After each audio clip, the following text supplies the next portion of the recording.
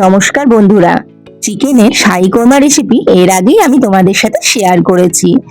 আজকে আমি তোমাদের জন্য সহজ পদ্ধতিতে বানিয়ে দেখাবো ডিমের শাহী কোরমা রেসিপিটা। অত্যন্ত সহজ আর খেতে কিন্তু অসাধারণ। বাড়িতে অবশ্যই কিন্তু করে দেখতেই পারো। তার জন্য নিয়েছি 5টা ডিম। ডিমটাকে ভালো করে সেদ্ধ করে নেব। তোমাদের ডিমের একটা টিপস বলি, অনেক সময় ডিমের যে খোসাটা আমরা ছাড়াই, সাদা অংশটা কিন্তু বেরিয়ে চলে আসে। আমরা যখন ডিমটা সেদ্ধ হয়ে যাবে সেই সময় যদি একটু ভিনিগার অ্যাড করে দিতে পারো, তাহলে কি হবে, যখন ডিমটার খোসাটা ছাড়াবে দেখবে খুব সহজেই কিন্তু ডিম থেকে খোসাটা বেরিয়ে আসবে।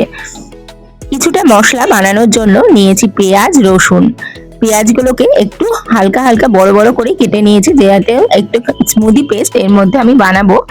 সেই জন্য পেঁয়াজ, রসুন আর লঙ্কা একটু হালকা ভেজে নেব।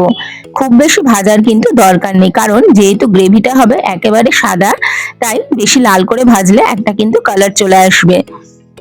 আমার ভাজা প্রায় হয়েই গেছে, আর এইখানে আমি দেখো একটু ভিনিগার অ্যাড করে দিয়েছি। মশলাটা যে ভাজা পেঁয়াজটা রয়েছে তার মধ্যে দিয়েছি একটু কাজু বাদাম আর দিয়েছি একটু মগজ। তাতে কি হবে, যে শাহী কোরমা সেই রেসিপিটা একটু যেহেতু টেস্টি করবার জন্য এই সব মশলাগুলো দিতেই হবে। একটা স্মুদি পেস্ট কিন্তু আমি বানিয়ে নিয়েছি। এদিকে ডিমটাও আমার সেদ্ধ হয়ে গেছে, আর দেখো ডিম থেকে কত সহজেই দেখো খোসাটা কিন্তু বেরিয়ে চলে এলো। মাঝখান থেকে ডিমগুলোকে টুকরো টুকরো করে কেটে নেব। আমি যেহেতু 5টা ডিম নিয়েছি সেই জন্য এখানে আমার 10টা ডিম কিন্তু অর্ধেক করে হয়ে গেছে। ফ্রাইং প্যানে একটু বাটার আমি দিয়ে দিয়েছি, তার মধ্যে ডিমগুলো দিয়ে দেবো। তারপর দিয়েছি আমি শুকনো লঙ্কার গুঁড়ো, একটু গোলমরিচ গুঁড়ো আর লবণ। এই দিয়ে ডিমগুলোকে ভেজে নিতে হবে। তাতে ডিমগুলো ভাজার পর ডিমের যে একটা টেস্ট, খুব সুন্দর লাগবে খেতে। এইভাবে তোমরা কিন্তু প্রত্যেকটা ডিম ভেজে নেবে। ওই তেলেই, ওই ফ্রাইং প্যানে আমি আবারও একটু বাটার ব্রাশ করেছি, যেহেতু শাহী কোরমা হচ্ছে সেই জন্য বাটার দিয়ে কিন্তু রান্নাটা আমি করব। এইখানে কিছুটা মশলা আমি আগে ফোড়ন দিয়ে নিয়েছি। তার মধ্যে নিয়েছি শুকনো লঙ্কা, গোটা গরম মশলা, মোহরি, একটু জিরে। তারপর দিয়েছি আদা ও জিরে বাটা, আর তার সাথে দিয়েছি একটু ধনে গুঁড়ো।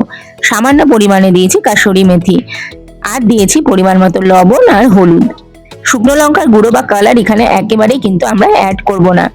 যখন আমার মশলাটা একেবারে ভাজা হয়ে যাবে এই অবস্থায় দিয়ে দিব যে পেস্টটা আমি বানিয়ে রেখেছিলাম, পেঁয়াজ, লঙ্কা, রসুন, কাজু বাদাম এবং মগজের যে পেস্টটা বানিয়েছিলাম সেই পেস্টটা কিন্তু এখানে দিয়ে দেবো।